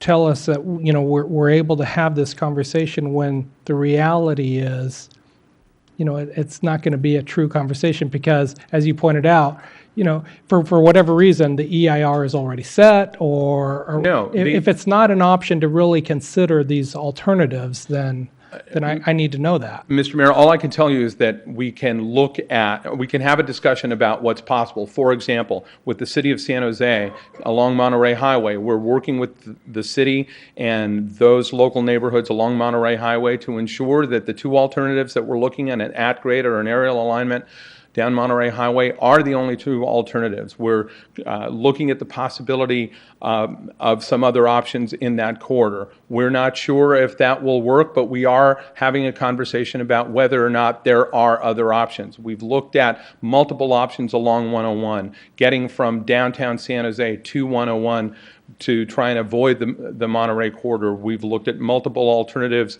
through South San Jose and into Morgan Hill and San Martin and Gilroy. So we're willing to, and I can absolutely commit that we're willing to revisit those in terms of having a technical conversation with staff and a clarifying conversation with council about how we arrived where we are, what we might be able to do to modify the existing options that we have that might be able to address the city's concerns as well as accommodate the project's operational needs, but I can't say for certain what those might be. What you're looking at with the two alternatives that we're currently reviewing is over a decade's worth of analysis on alternatives to get from San Francisco to Los Angeles. There is no easy way to get a facility like this through an urbanized area. I've taken to saying that we have a 123-mile corridor in the Bay Area from San Francisco to Merced, and there aren't 3 feet that don't have some conflict or issue that we need to address. And that's the nature of not having preserved a great deal of rail right-of-way and having to develop a system of this size in a built-out region. Right. Okay, I just, you know, I needed some assurances that, you know, we could still have a debate and discussion about it. You know, ultimately, as the mayor, I want to make sure that when it comes time for the council to pick an alignment, in a perfect world, I would like to make sure that it was a unanimous vote so that we all are moving forward and advancing the ball in a united front. Now, having said that, I could certainly understand if it was a split council. And I suspect right now it's a split council. I happen to be in the Dion Bracco camp where, you know, I was not in favor of the high-speed rail authority when it was put on the ballot many, many years ago. I think it's a waste of the taxpayers' dollars. I think the private sector, especially Elon Musk, a billionaire in the tech industry, is working on Hyperloop, and I think he could probably do it faster and cheaper than government can. But now, having said that, we are forced to make a decision, and whether it's bad or worse or however you described it, you know, we have to pick something. And so to that end, I would really hope that we've completely exhausted all the alternatives to try to find a solution that would be the best fit for Gilroy. So, council, if there's, Councilmember Tucker. I just want to add, this has been a tough decision because I can see both sides. But without going into a whole lot of detail, I just can't believe that you're going to tell me that you would choose a more expensive alternative to a least expensive. What I haven't heard from you or any of your representatives ever say that you took into the cost. Now, I'm not talking as a council member, I'm talking about as a taxpayer. I would imagine that High Speed Rail Authority is evaluating that. It's just that I haven't heard that from any other reports. Councilmember Tucker. From your point of view. I mean. Cost is absolutely a factor, but I will tell you, it's not the only factor.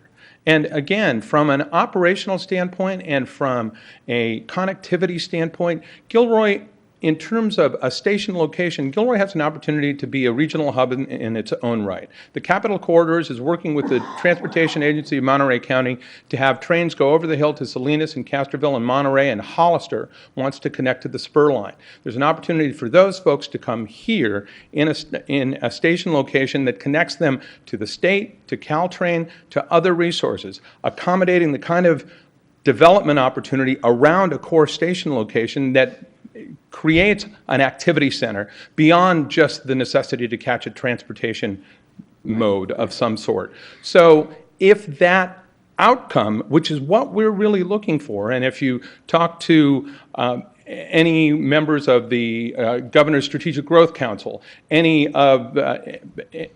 planning agency regionally, MTC or others, you look at those kinds of opportunities to create those transit-oriented developments, those activity centers. If you look at high-speed rail anywhere around the world, those stations become activity centers in and of themselves. The choice that we have here in Gilroy certainly speaks volumes about the opportunity that we have in a downtown Gilroy station, which comparatively is a wide open opportunity from a development standpoint in and around the station area, where you can integrate the existing station facility, the existing downtown, and create opportunities for housing, for commercial development, for additional retail development around this transportation resource. And the city's, frankly, the city's own policy approach to including the urban growth boundary certainly moves against that. Having a station in the east side where one of two things would happen. Either you have a lonely station without any of the station serving facilities and economic opportunity because of the growth boundary, or maybe not in 10 years or 20 years, but in 40 years, downtown likely would move to the east. And one of the council members mentioned at the outset, it really is a question about what Gilroy is going to be in 20, in 40, in 50 years.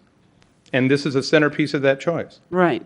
So going along with that, though, I've been told that Morgan Hill decided not to go downtown, and they're not going to be. So I'm looking from your point of view, how is it that you're going to go this way, and then that way, and then that way?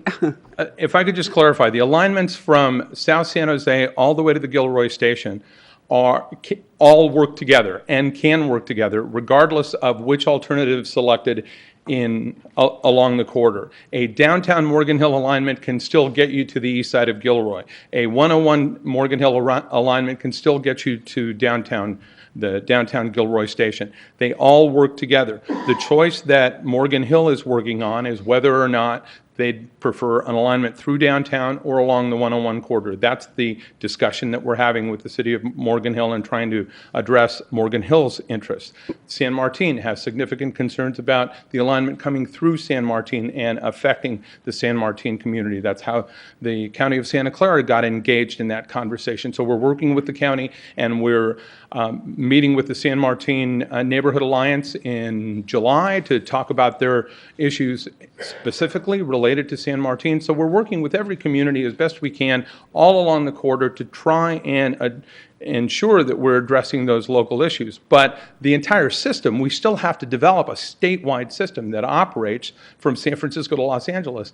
The alignments that are being looked at within the confines of the environmental document all can work together to accommodate the statewide operation of high-speed rail. Okay. I mean, thank you for your input. But after hearing that, my feeling is because it's just we don't have economic impacts analysis, there's just so many unanswered questions, and because, I mean, you know, I know some of us have talked to the mayor of Morgan Hill, and if they can do a one-on-one alignment, why can't we? That's kind of how I feel, you know.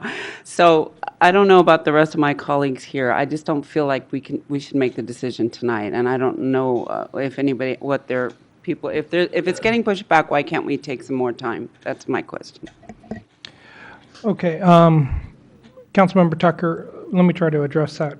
Originally, I was, based upon what some of the comments that I had heard from the council, was pushing to get this agendized so that we can make a recommendation one way or the other, so that we could try to start the negotiation process and trying to identify some of the mitigation measures of whatever selected route we took. However, since that time, I've heard from you, from Councilmember Leron Munoz, and others who aren't really excited about these choices. We've also heard Ben talk about, the Morgan Hill alignment, whether it's downtown or along 101. Heard you just say it. I floated the idea also about a 101 alignment. And so I really want to make sure that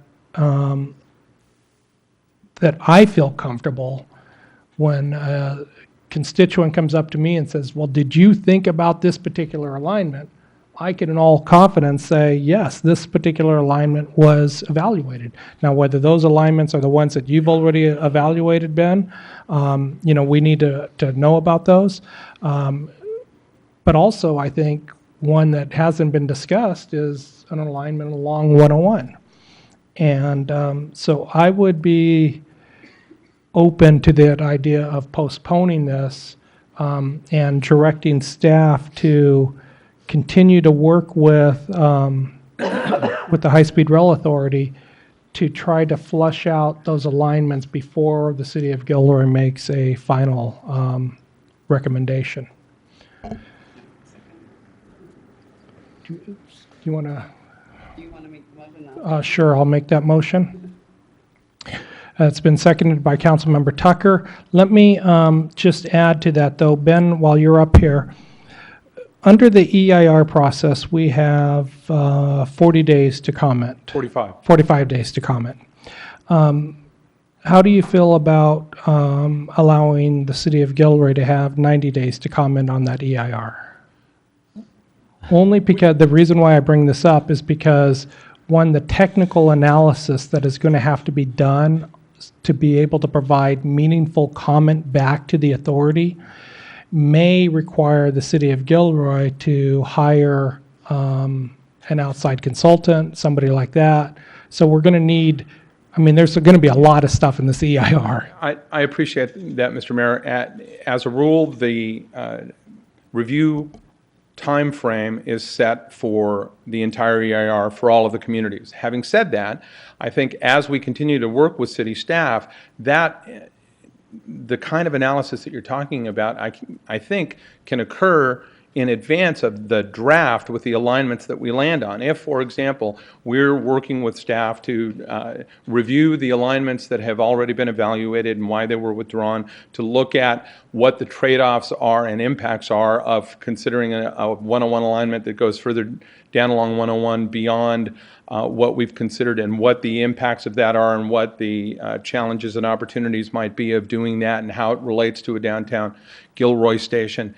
We can do that in advance of getting to a draft document. So working together, when we get to a draft, we will have evaluated alternatives that there's a level of confidence about once they're incorporated in the draft. So once, when you get the draft, all of that heavy lifting potentially working together could have been done in advance of the remaining alternatives in the draft. So when you get the draft, you get 45 days to look at the alternatives that we've been looking at for a year. That sounded like a no.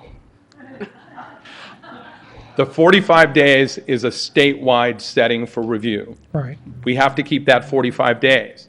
Having said that, that doesn't mean we can't work together to provide the city the time it needs to look at that in advance of the release of the draft.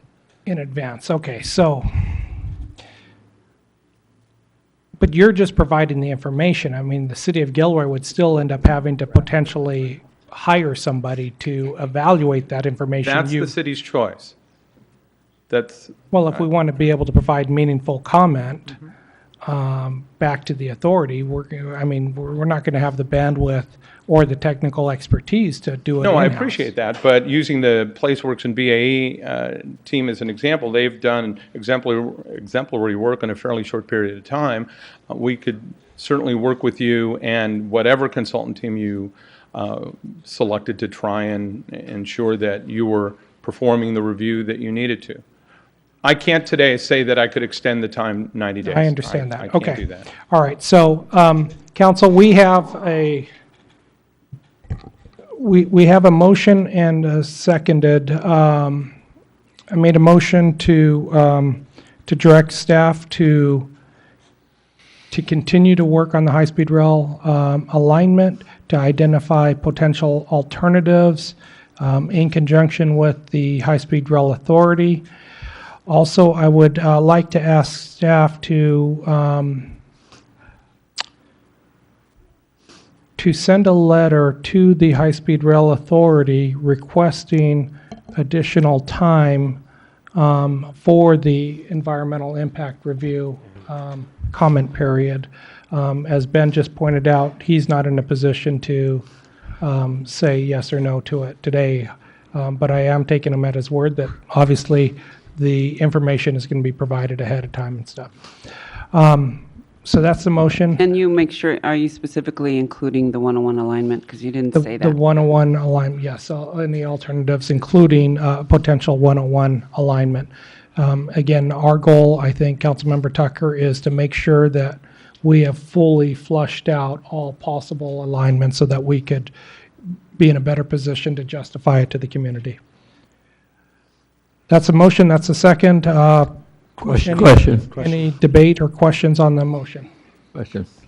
Every time I hear you and/or others talk about connectivity and opportunities for Gilroy with the downtown alignment, it seems to me to be, it's sort of my opinion, that it tends to move away from the concept of preferred alternative desired by the city. It sounds like we don't have much of a preferred alternative when the sense seems to be guiding on connectivity, downtown opportunities in the long run, et cetera. So I guess I'm skeptical. I guess I'm skeptical tonight, but I'm skeptical of really the validity of, quote, a preferred alternative by the city of Gilroy. I think, Councilmember Clarker, there's a lot of skeptics up here tonight. Yeah. Okay, Councilmember Tovar. Thank you. And I'm in agreement. I think we should look at the 101 option. And maybe this question is for Mr. Gonzalez. We don't have a lot of time to get this information, and obviously it's going to cost quite a bit of money to have the study done. I would say, what, $100,000 maybe? Are we prepared to spend that much money on? $100,000 for what? If we're going to go out and get this further information that we're requesting in a short amount of time, the other options that may be available, we're going to have to hire outside agencies to do this work. No. I think what I'm saying, and I don't mean to speak for Councilmember Tucker, is what we're doing is asking staff to work with the High-Speed Rail Authority to identify other potential alignments. We're not talking about having some other contractor come in, not doing any of that. All right. No, I just wanted to make sure we were clear on that. Okay. No, thank you for the clarification. Thank you. Okay, any other comments from the council? Please vote.